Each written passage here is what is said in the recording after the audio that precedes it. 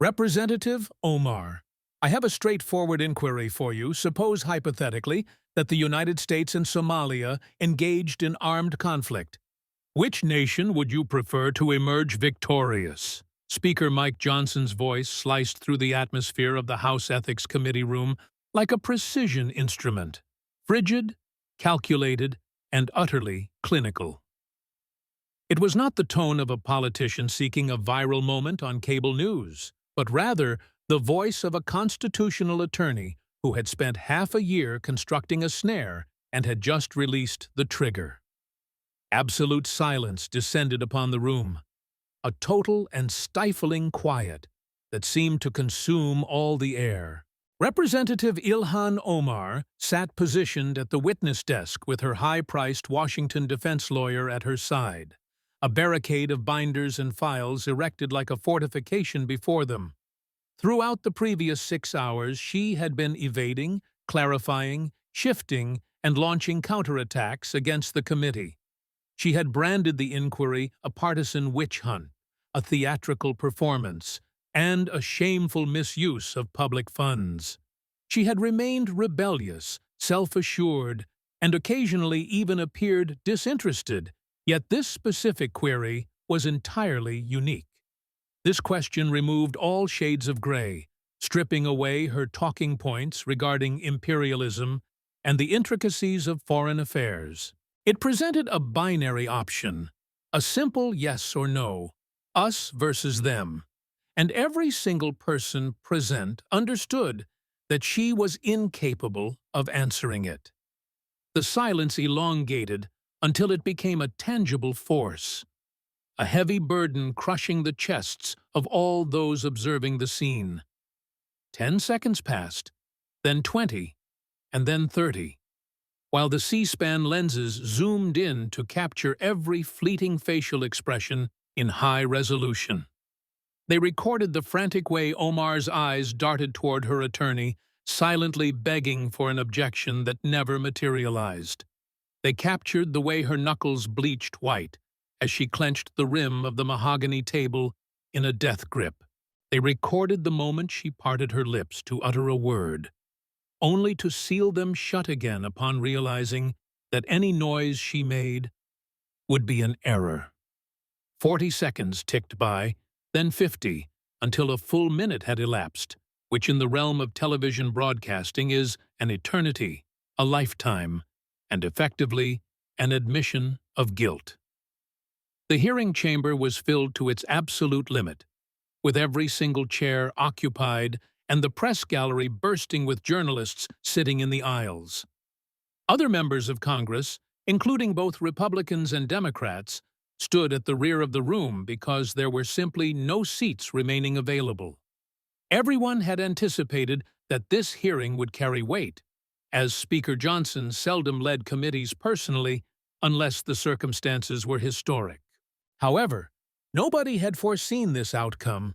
Nobody had predicted the quiet, systematic, and real-time dismantling of a sitting Congresswoman. Johnson remained seated at the head of the table, motionless, displaying neither triumph nor arrogance, with his hands clasped neatly atop a thick black binder. Behind him stood easels supporting poster boards displaying graphs, chronologies, and photographs that had been deliberately revealed over the preceding 6 hours. To his right sat the committee's lead counsel, alongside a squad of investigators, while to his left sat the other members of the ethics panel. All of them were Republicans because the Democrats had refused to attend the hearing, labeling it a politically motivated attack. That boycott now appeared to be a disastrous tactical mistake, as the empty Democratic seats did not delegitimize the hearing but rather made it appear judicial. Without the customary partisan shouting matches and devoid of interruptions or grandstanding, the room felt less like a circus and more like a court of law. It felt like a criminal prosecution. While Omar wore a vibrant turquoise hijab and a tailored dark blazer, having dressed specifically for the cameras. She had dressed for the viral moment she assumed would emerge, the moment she stood against the white patriarch and spoke truth to power. She had endured worse assaults than this, having been labeled a terrorist, accused of anti-Semitism, and threatened with assassination. Yet each time she had risen stronger and more rebellious, a martyr for her movement. But Mike Johnson had not attacked her religion, her race, or her gender. He had simply presented the receipts. Johnson finally shattered the silence, yet he did not raise his voice, because he had no need to do so. Let me restate the inquiry to make it even more elementary for you, Congresswoman, Johnson said quietly. You swore a solemn oath when you became a citizen of this nation, standing in a federal building with your right hand raised. You vowed to absolutely and entirely renounce and abjure all allegiance and fidelity to any foreign prince, potentate, state, or sovereignty. He leaned forward slightly, his eyes fixing intensely upon hers, noting that she swore allegiance solely to the United States.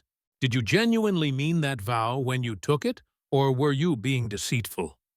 Omar's attorney, David Brennan, a man whose hourly rates could bankrupt a small village, leaned over and whispered urgently into her ear. His complexion was pale as she shook her head almost imperceptibly, whispering back with lips that barely moved. The microphones captured the noise of urgent murmuring, but failed to discern the specific words, while Johnson waited patiently, possessing all day and all the evidence. Finally, Omar spoke, her voice, which was usually so authoritative and projected, sounding strained and thin. That is a loaded inquiry, she stammered, arguing that it presents a false dichotomy that fails to reflect the complexity of my situation. It is only considered a loaded question if you are unable to answer it truthfully, Johnson interrupted, not snapping, but correcting her like a professor admonishing a pupil. Every American citizen in this room knows the response instantly if asked which side they would prefer to win in a war involving their homeland. They would say, America. Why are you unable to say that? Followed by more silence, indicating the trap had snapped shut tightly. If she claimed America, she would be contradicting the secret recordings Johnson had just played. Recordings of her telling Somali officials that her primary loyalty lay with them. She would be perjuring herself based on the evidence already displayed. Yet, if she said Somalia, she would be admitting to treason on live television. She would be confessing that she lied during her naturalization ceremony, an act that would strip her of her citizenship and her seat in Congress. Consequently, she said nothing, and the silence screamed the answer on her behalf. The fact that you cannot answer tells us everything we require to know, Johnson stated. You cannot say America because everyone in this room has just witnessed 6 hours of evidence demonstrating you have been working for Somali interests. We have viewed the bank records, we have listened to the audio tapes, and we have examined the voting record. But you cannot say Somalia either, Johnson continued, because that would be admitting you lied in your citizenship oath and are serving in this body under false pretenses.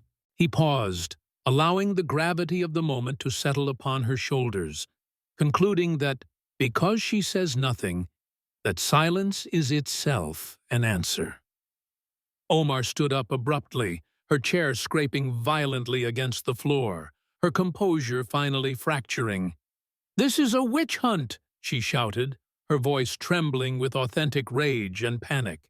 "This is Islamophobia masquerading as oversight, and you are persecuting me because I am a black Muslim woman who dares to speak truth to power. You are attempting to silence me." But Johnson's expression did not alter, and he did not blink. "Sit down, Congresswoman," he ordered. But she yelled that she would not sit down and that she represented her people. "This has nothing to do with your religion," Johnson said, his voice slicing through her, shouting with icy precision. "It has nothing to do with your race, but rather it has to do with your actions and documented evidence of foreign agent activity. This concerns money you received from foreign government sources and phone calls where you coordinated with foreign officials to undermine U.S. policy. "Sit down," Johnson repeated, and she sat because she had no other choice. She sat because the sergeant-at-arms had taken a step forward from the entrance, and because her lawyer was tugging on her sleeve with desperate force. Johnson selected a single document from his binder and announced he would show everyone what they had discovered.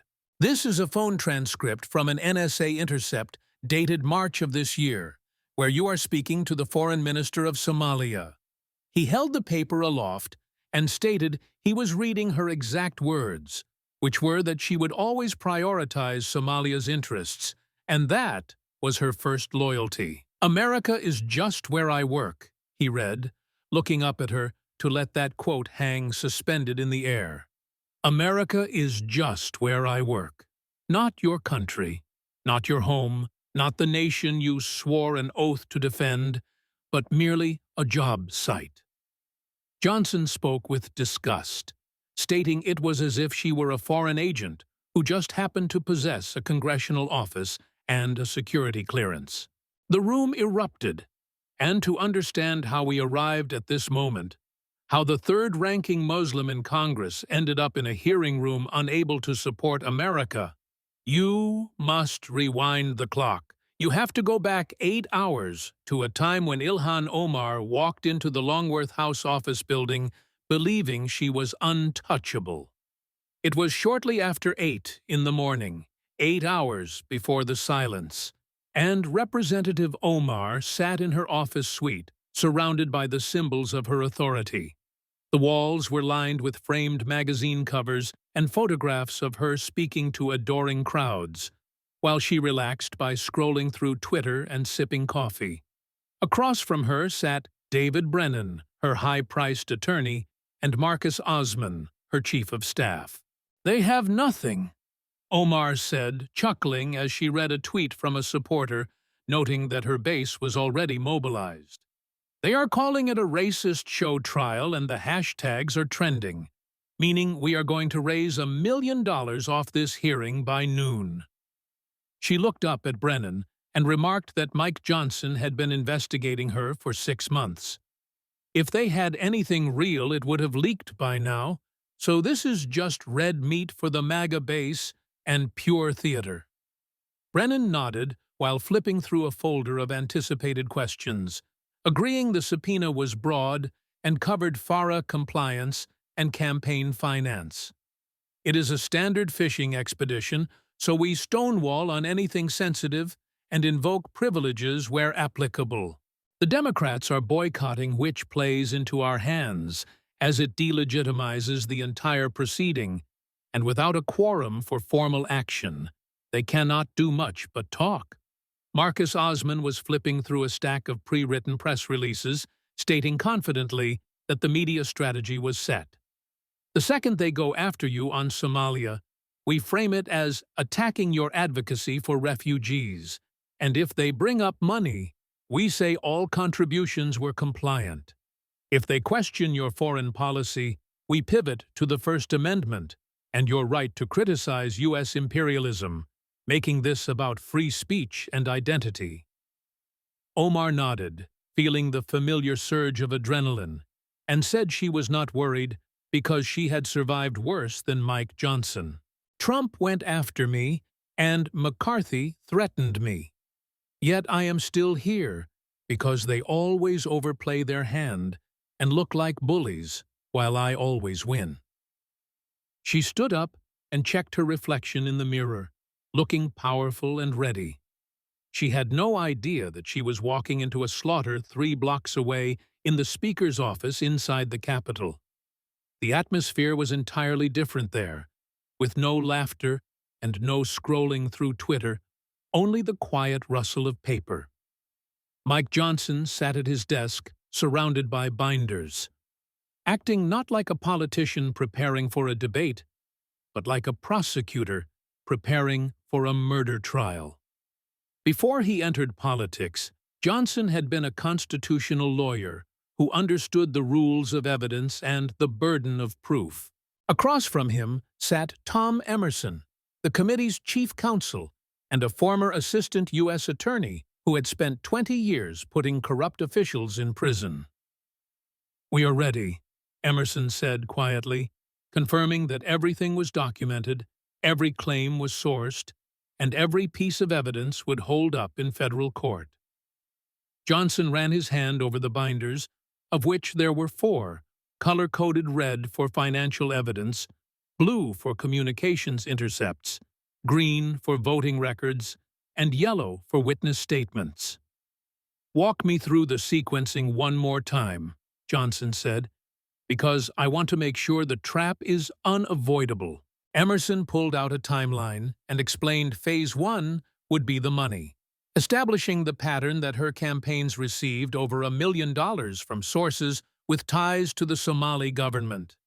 "We traced the shell companies and pass-through entities to show it wasn't just donations, but actually laundering."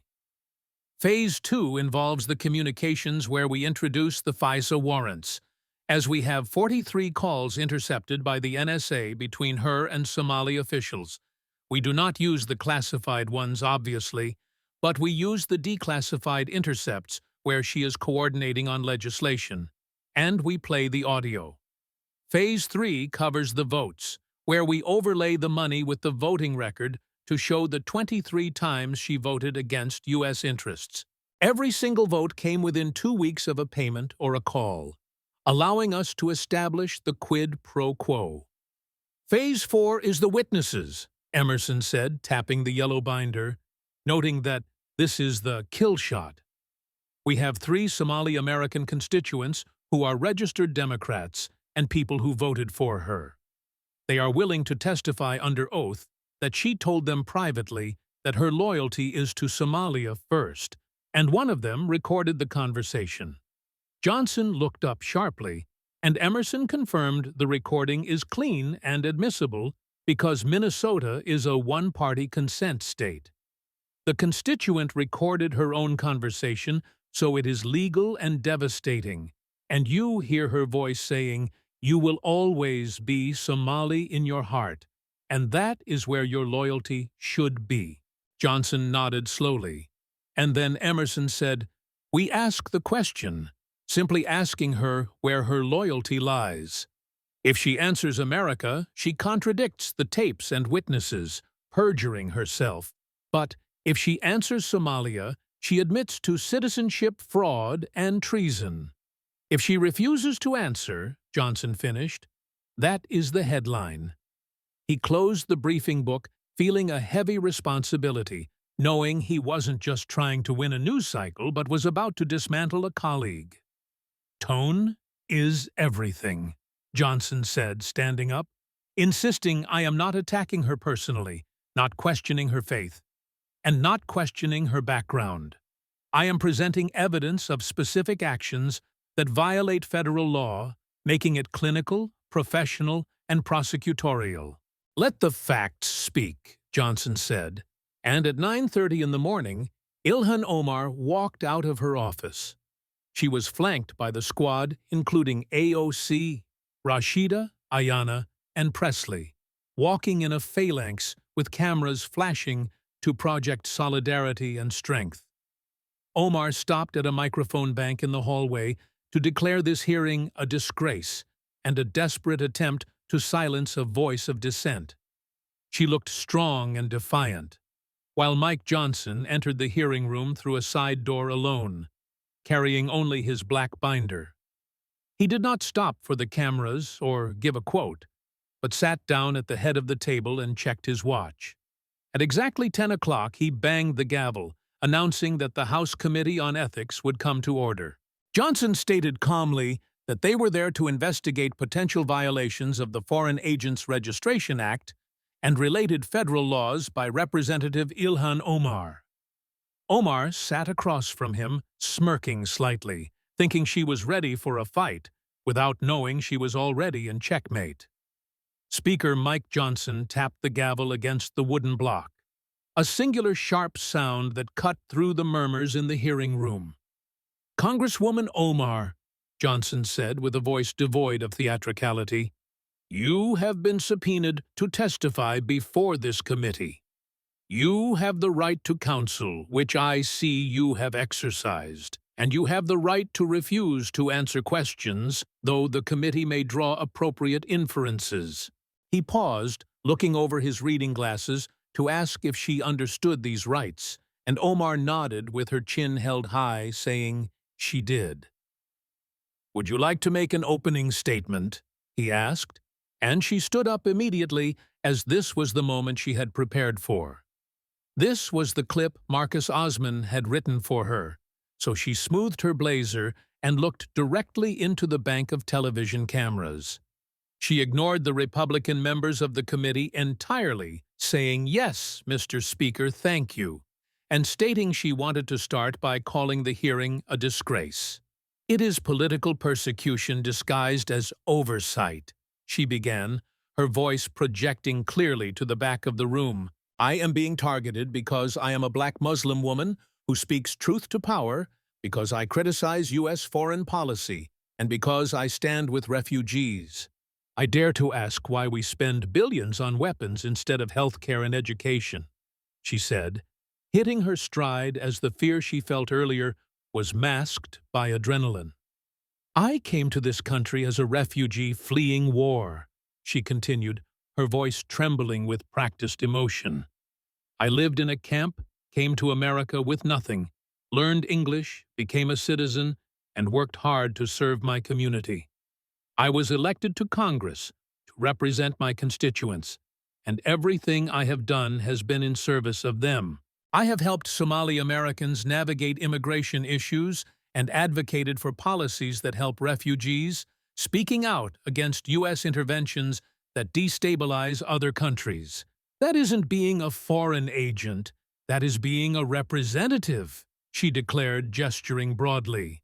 In the gallery, her supporters, strategically placed by her team, began to applaud, starting as a smattering and growing to a roar. Johnson let it go on for exactly 4 seconds before he banged the gavel and said, "Order." He did not shout, but stated firmly, "We will have order, or I will clear the gallery." And the room quieted. Omar stood for a moment longer, soaking in the energy, before sitting down, looking confident, and feeling she had won the opening round. She had framed the narrative as them versus us, the bully versus the refugee, while Johnson waited for the silence to return. "Thank you for that statement, Congresswoman," he said politely. "Now let us look at the evidence." With those 6 words, the narrative Ilhan Omar had built began to disintegrate, as Johnson pulled out the first set of documents from his red binder. He signaled to the aides who distributed copies to the committee members and slid a thick packet across the table to Omar's lawyer. "Let us start with campaign finance," Johnson said, noting that her campaigns and affiliated PACs had raised approximately $8.7 million since 2018. "Does that sound accurate?" he asked, and Omar glanced at Brennan, who nodded slightly, replying that she didn't have exact numbers, but it was approximately correct. "Of that total sum," Johnson said, "approximately $1.3 million came from sources with direct ties to the Somali government or entities it controls." He looked up and asked if she was aware of that, and Omar's lawyer started to speak, but Omar cut him off. "All of my campaign contributions were properly vetted and disclosed according to FEC regulations," she stated, insisting they have strict compliance. "That was not my question," Johnson interrupted gently, asking if she was aware that significant portions of her funding came from Somali government-linked sources. Yes or no? After a pause, Omar shifted in her seat and said she received donations from many sources, including Somali American community organizations. "Let me be specific," Johnson said as he picked up a remote and clicked a button, lighting up a large screen behind him. It displayed a document with highlighted figures showing the Somali American Leadership Council donated $380,000 to her campaigns. That is the single largest organizational donor to your campaigns, Johnson noted, and Omar shot back that it is a legitimate American organization. It is incorporated in America, yes, Johnson agreed, but let us talk about where its money comes from. Click, the screen changed to a flowchart, tracing lines of money across the globe. The Somali American Leadership Council receives 87% of its funding from the Somali Commercial Bank, Johnson explained using a laser pointer. The bank is headquartered in Mogadishu, and its chairman is Abdi Hassan Mahdi, who happens to be the brother of Somalia's finance minister. The bank is effectively controlled by individuals closely tied to the Somali government, so when the council donates to you, where is that money really coming from? Omar's lawyer leaned forward, speaking into the mic to say the organization is a registered 501c4, and his client followed all disclosure requirements. Did she disclose that the organization was funded by a Somali government-controlled bank? Johnson asked. Or disclose the foreign source of the funds? Silence followed, so Johnson pulled out another document from the Treasury Department's Financial Crimes Enforcement Network. They track money laundering and flagged the Somali American Leadership Council 2 years ago because of unusual money flows from Somalia. Large wire transfers from Mogadishu were timed to coincide exactly with U.S. election cycles, and he showed the timeline on the screen. In June 2020, $150,000 was wired from Mogadishu, and 2 weeks later, $75,000 was donated to your campaign. In October 2022, $100,000 came from Mogadishu, and 3 weeks later, $100,000 went to your campaign. The pattern repeats through 2024. Johnson said, looking at Omar to say, this isn't a grassroots organization. This is foreign money being laundered through a U.S. entity to fund your political career, which is illegal. Omar tried to respond with her voice rising, claiming she had no knowledge of the internal funding sources of that organization. You met with Abdi Hassan Mahdi 6 times, Johnson countered, holding up a photo of the two of them shaking hands. He hosted a fundraiser for you in Minneapolis, where witnesses heard him introduce you as our voice in Congress.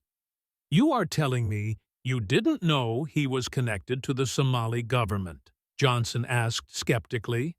There was no good answer, for if she said yes, she admitted to the crime, and if she said no, she looked incompetent. Let us move on, Johnson said, closing the folder, noting that the council is just the beginning. The Horn of Africa Development Association donated $220,000, also funded by Somali sources. The Mogadishu Business Alliance donated $140,000.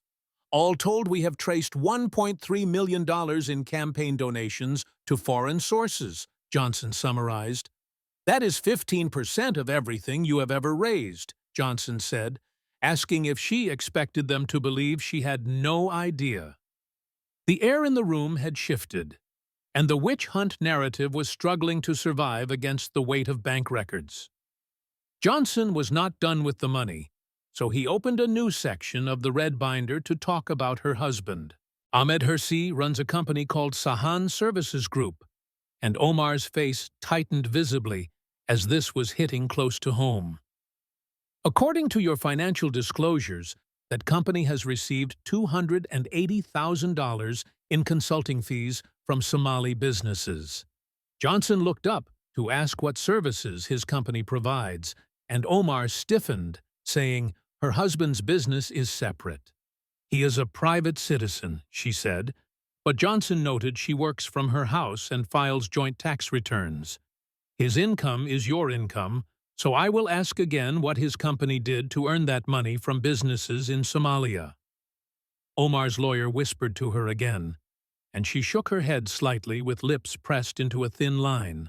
Johnson didn't wait, telling her that investigators found Sahan Services Group has no website and no LinkedIn profile.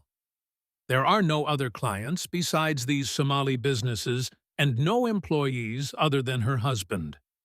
The consulting is undefined, with no work product, no deliverables, and no contracts specifying services. He clicked the remote, and a new graphic appeared on the screen showing a timeline divided into two columns. The left column showed payments to Sahan Services Group, while the right column showed Ilhan Omar's votes on Somalia-related bills. Every payment to his company came within 2 weeks of you voting on Somalia-related legislation, Johnson said slowly. Payment, March 15, 2022, was $35,000, and on March 28, you voted against sanctions on Somali officials. Payment June 3rd was $40,000, and on June 14th you voted against placing conditions on U.S. aid to Somalia. Johnson turned back to Omar, citing 8 payments and 8 votes with perfect timing. "This isn't consulting income, Congresswoman," Johnson said with his voice hardening. "These are payments for your votes. This is corruption." And the room erupted with gasps echoing from the press gallery while someone shouted bribery. Johnson banged the gavel hard to demand order, while Omar stood up with her hands trembling with rage. "This is outrageous speculation based on coincidence," she shouted, claiming he was attacking her family because he couldn't attack her record. "Sit down, Congresswoman," Johnson ordered, stating that 8 times is not a coincidence. That is a pattern. That is evidence. And that is a quid pro quo so clear that any federal prosecutor would take it to a jury. He stared at her until she slowly lowered herself back into the chair, looking trapped. The defiance was gone, replaced by the cornered look of someone who realizes the walls are closing in. Johnson closed the red binder and moved it to the side of the table, then reached for the blue binder. "We have talked about the money," Johnson said, his voice returning to that terrifyingly calm and clinical tone. "Now let us talk about the coordination and your communications with Somali government officials. How many times would you estimate you have spoken with members of Somalia's government since taking office in 2019? Johnson asked, opening the blue folder. Omar looked wary and said she doesn't keep account, as she speaks to many people while helping constituents. "The FBI has a count," Johnson interrupted, looking at the page to say she had documented contact 127 times. "That is more contact than most State Department officials working on Somalia policy have with that government. Most communications are probably routine," Johnson allowed, "such as helping with visa issues, but 43 of them were different." He pulled out a transcript marked Top Secret with classification lines redacted, stating that 43 times she discussed U.S. policy. "You discussed pending congressional votes. You discussed information from classified briefings.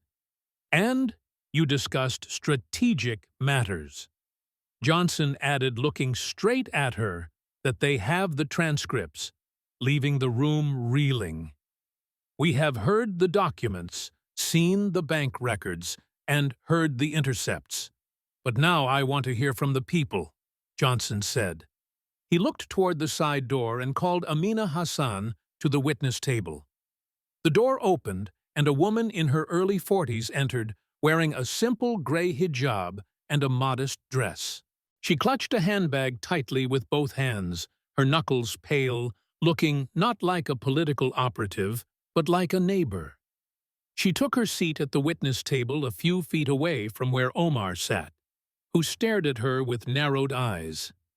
"Miss Hassan, thank you for being here," Johnson said gently, asking her to tell the committee about herself.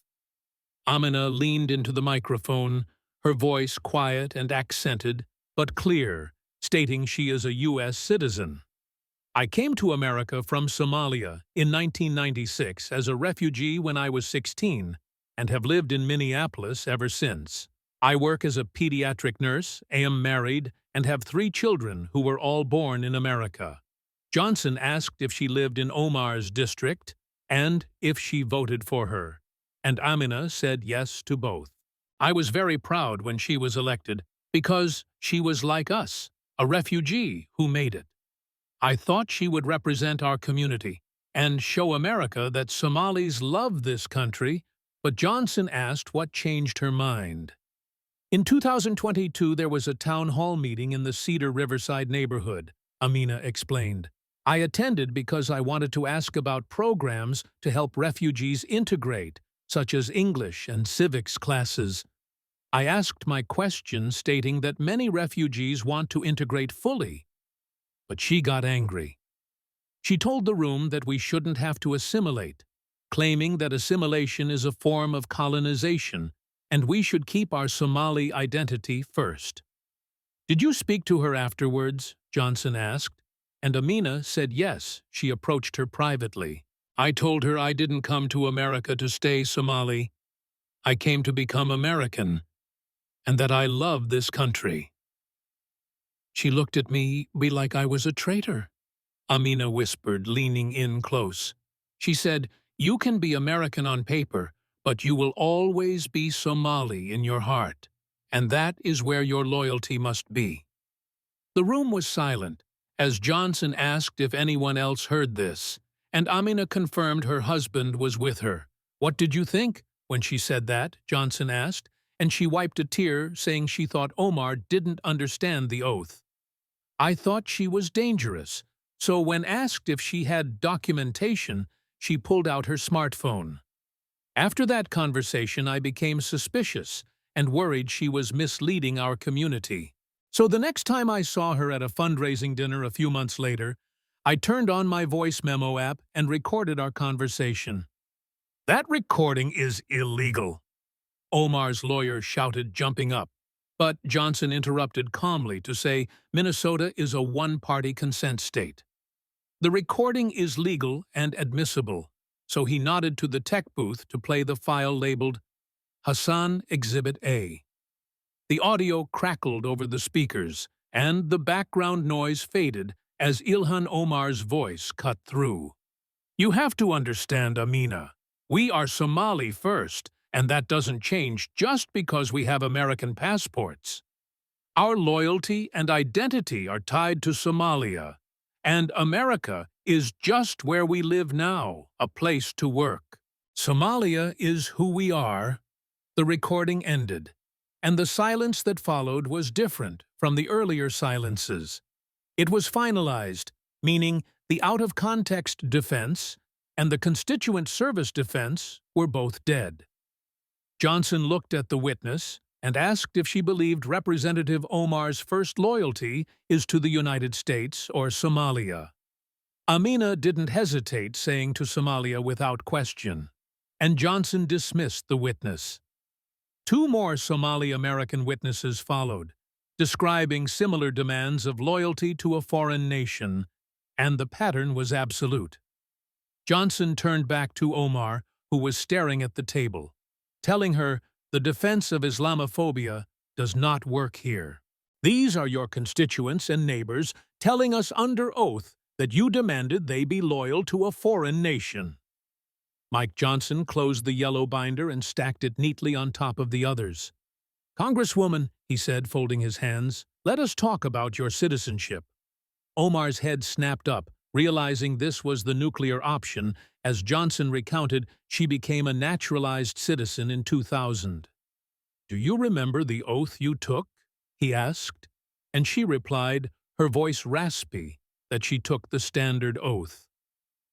"Let me read it to you just to make sure we understand exactly what you swore," he said, picking up a piece of parchment. "I hereby declare on oath that I absolutely and entirely renounce and abjure all allegiance and fidelity to any foreign prince or state." "You swore to give up all allegiance to Somalia," Johnson repeated, asking if she meant that. "Of course I meant it," she snapped. But Johnson asked why. She then told the foreign minister her first loyalty is to Somalia. Why did you tell Amina Hassan that Somalia is who we are? And why did you vote for Somalia's interests 23 times? Those statements are the exact opposite of the oath you took, Johnson said, looking back at the parchment. The oath continues that I will support and defend the Constitution and laws of the United States against all enemies. You shared classified U.S. military intelligence with a foreign government, warning them about our drone operations. That is not true faith and allegiance, Johnson said. That is betrayal. He read the final line of the oath. I take this obligation freely without any mental reservation or purpose of evasion. Did you take that oath freely? Or did you have a mental reservation thinking you would say these words to get the passport? Omar's lawyer objected, but Johnson bulldozed over him, stating that based on the evidence, it appears she never renounced her allegiance. You took the oath, got the citizenship, and have been serving the Somali government, which is citizenship fraud. That is grounds for denaturalization, deportation, and removing you from the House of Representatives. Omar looked terrified for the first time, thinking about prison and losing her country rather than her next tweet. Johnson picked up a final sheet of paper and announced that based on the findings they were making immediate referrals. First, to the Department of Justice for prosecution under the Foreign Agents Registration Act and the Espionage Act. Second, to the Director of National Intelligence for the permanent revocation of your security clearance. Third, to USCIS to open an investigation into fraud. And fourth, to the House for a vote on expulsion. Each referral hit like a hammer blow. As Johnson informed her, she was suspended from committees and prohibited from entering the skiff. Omar found her voice saying, "You can't do this," but Johnson replied, "I just did and closed the binder.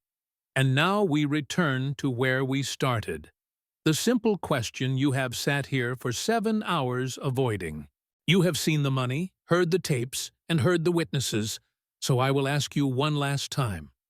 If the United States and Somalia went to war hypothetically, which side would you want to win?" The room held its breath as it wasn't a trick anymore, but the final test. Omar looked at the camera, her lawyer and Johnson, opening her mouth, then closing it. She couldn't say America because the evidence proved it was a lie, and she couldn't say Somalia because it was a confession. So she sat in silence, and in that silence, Ilhan Omar's career ended. "The witness refuses to answer," Johnson noted for the record, banging the gavel to adjourn the hearing. The cameras captured a woman who had thrown it all away because she couldn't decide which country was home. Speaker Mike Johnson didn't linger or do a victory lap. He simply gathered his 4 binders and walked out. He looked like a lawyer leaving a courthouse after a successful closing argument, grim and finished with the defendant. Omar remained seated for a long moment, unable to move as the physical weight of the last 7 hours pinned her. Her lawyer was already packing up, his movements jerky, knowing he needed to distance his firm from the radioactive fallout. In the gallery, the supporters were quiet, having come expecting a protest, but witnessing an autopsy. It is hard to chant slogans when you have heard your hero tell a foreign official that America is just a workspace. Omar finally stood up, her legs heavy, looking toward the press gallery, expecting friendly faces to help spin this. Instead, she saw heads down typing furiously or eyes looking at her with cold appraisal, viewing her as a suspect. She tried to walk out with dignity, but as she entered the hallway, the wall of sound hit her. It was a specific repetitive demand asking if she would resign and if she was a foreign agent. She pushed through the mob to the elevator, but she couldn't outrun the digital age, as the destruction was already viral. The clip of her 60-second freeze had been viewed 10 million times in 20 minutes, playing on every screen in the Capitol. But the audio recording of her saying, "America is just where I work," was the real story, looping on cable news. It didn't matter what network you turned on, her voice was there betraying her oath in high definition. The political isolation happened at the speed of light, and tonight, the progressive defense machine was broken. Representative Rashida Tlaib muttered she hadn't seen the evidence and hurried into an elevator while AOC had been silent on Twitter. Hakeem Jeffries issued a statement at 6 that was a death sentence, calling the allegations grave and supporting a full investigation. Translation: "You are gone." And back in her office, Omar sat in the dark with her staff crying. She looked at the photo of her swearing-in ceremony, realizing she had never understood the victory. She thought she had won a megaphone, but didn't realize she had entered a contract, and the breach was now laid bare. The end didn't drag on for months because the evidence was too absolute for delay. 3 weeks later, the House convened for a vote that had happened only 5 times in history: a resolution to expel.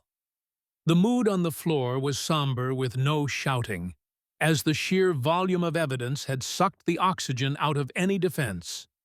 Even the most progressive members couldn't explain to their districts why they voted to keep a member who admitted loyalty to a foreign nation.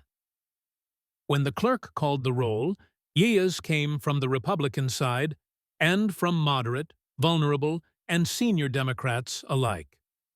The final tally was 307 to 118, a landslide repudiation where 62 Democrats joined all Republicans. Ilhan Omar stood in the well of the House trying to give a defiant speech, but nobody was listening. The sergeant-at-arms waited respectfully to collect her member pin, stripping her of her title and power. But the expulsion was just the beginning of her nightmare, as 2 days later the DOJ unsealed a federal indictment. United States versus Ilhan Omar listed counts for FARA violations, campaign finance fraud, mishandling classified info, and wire fraud. The indictment laid out the timeline Johnson had presented with even more detail, serving as a roadmap to prison. Simultaneously, USCIS opened a denaturalization proceeding, delivering the notice to her home. It stated that because she took the oath with a mental reservation, her citizenship had been obtained by fraud. She was facing the loss of her freedom and the loss of her country. Back in Minneapolis, the 5th District was reeling, but instead of riots, there was a quiet determination. The 3 witnesses formed a new organization called Somali Americans for American Values and held a press conference. "We did not come here to be a colony of Mogadishu," Amina Hassan told the crowd, standing before a massive flag. "Ilhan Omar told us we had to choose between our heritage and our home. But she was wrong. We choose America, the Constitution, and the country that saved us," she said, and the applause was thunderous. 6 months later, Ilhan Omar sat in a small apartment in D.C., awaiting trial, with an ankle monitor blinking in the dim light. She watched the news showing a special election for her vacant seat, where the leading candidate was a Somali-American Marine veteran. Omar turned off the TV and thought about the question Mike Johnson had asked regarding the war. She realized she had been fighting a war inside herself for 20 years, wanting the benefits of America without giving it her heart. She had tried to serve 2 masters, and in the end, she was left with neither. The lesson was brutal and permanent, teaching that you can be a critic or dissenter, but not a traitor to the oath. When you raise your right hand, it isn't a performance, it is a blood pact with the Constitution. Ilhan Omar broke that pact, and the Constitution broke her back. This story is a warning to anyone who thinks the oath is just words, as Johnson destroyed her with the truth. Loyalty isn't divisible. And if this story reminded you why the oath matters, hit that like button. In Minneapolis, The Cedar Riverside neighborhood felt different that evening, with no angry mobs marching. Amina Hassan sat in her living room while the television played the clip circulating the globe. She watched the 60 seconds of silence and heard the recording saying, "America is just where we live." She remembered the hope she felt in 2018 and the pride of seeing a Somali woman in the capital. Now she realized that the woman on the screen hadn't been fighting for them, but had been using them. "She made us look like enemies, and like we don't belong here," Amina whispered to her husband. That was the true damage of Omar's legacy, the shadow cast over a community of refugees who wanted to be Americans. By refusing to renounce foreign allegiance, she had validated every suspicion ever cast upon them. Across the neighborhood, men who drove taxis and women who owned businesses shook their heads in disgust. They had escaped corruption to come to Minnesota for the rule of law, and now their representative was facing indictment for bringing that corruption here. 300 miles away, Speaker Mike Johnson sat in his office where the hearing room was empty and quiet. His communications director walked in holding a tablet to say the clip had 50 million views and donations were up. "You destroyed her," the aide said, urging him to hold a press conference and spike the football. Johnson stopped him with a stern expression, saying, "There will be no spiking of the football. This isn't a game. It is a tragedy that a member of Congress was exposed as a foreign agent. It means our vetting and security clearance process failed and that a district was lied to for 6 years. We did our duty and upheld the Constitution, which is enough, so go home," Johnson said.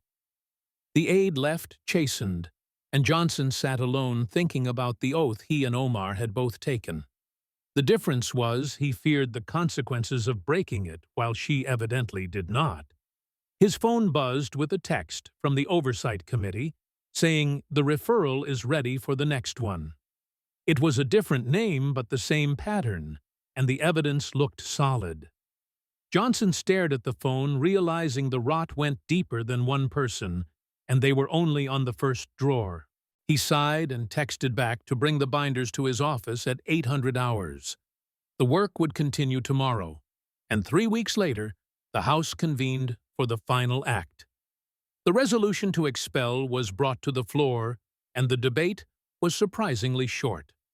When the roll was called, the result was a landslide, with 62 Democrats crossing the aisle to vote for expulsion. They did it because they had heard the contempt in her voice for the country they served. Ilhan Omar stood in the well of the House, stripped of her committees, clearance, and seat. She tried to look defiant, but appeared diminished as the sergeant-at-arms approached her for her pin. With shaking hands, she unfastened the pin that gave her access to power and placed it in his hand. She walked out a private citizen, and 2 days later, the DOJ unsealed the 7-count indictment. Simultaneously, USCIS initiated denaturalization proceedings because her citizenship was obtained through fraud. Back in Minneapolis, the special election held 3 months later was won by Amina Hassan. She wasn't handpicked by the machine, but drafted by the community to represent the true immigrant story. In her victory speech, she stated, "We are not here to change America, but are here because America changed us. Never again will we let someone use our identity to divide us," she said, and the district began to heal. 6 months later, Ilhan Omar sat in a federal holding facility in Virginia awaiting trial. Her passport was gone, and the cameras had moved on to the next scandal, giving her time to think. She thought about the moment of silence and realized too late she had tried to be a citizen of the world. By trying to leverage U.S. power for Somalia, the Constitution had crushed her for it. The lesson was brutal and etched into history that you cannot be a traitor to the oath. When you swear allegiance, it is a blood pact that demands your soul and total loyalty. Ilhan Omar held something back for herself, and a foreign power. And in the end, it cost her everything. This story is a warning to every elected official who forgets who they work for. Mike Johnson destroyed her with the truth she spoke when she thought no one was listening. Loyalty is not divisible, and you cannot be 50% American when the stakes are high. Ilhan Omar chose Somalia, and America showed her the door. If this story reminded you why the oath is sacred, hit that like button. If you believe representatives must put America first, share this video. Subscribe to see more deep dives into the evidence they don't want you to see, because the truth is coming.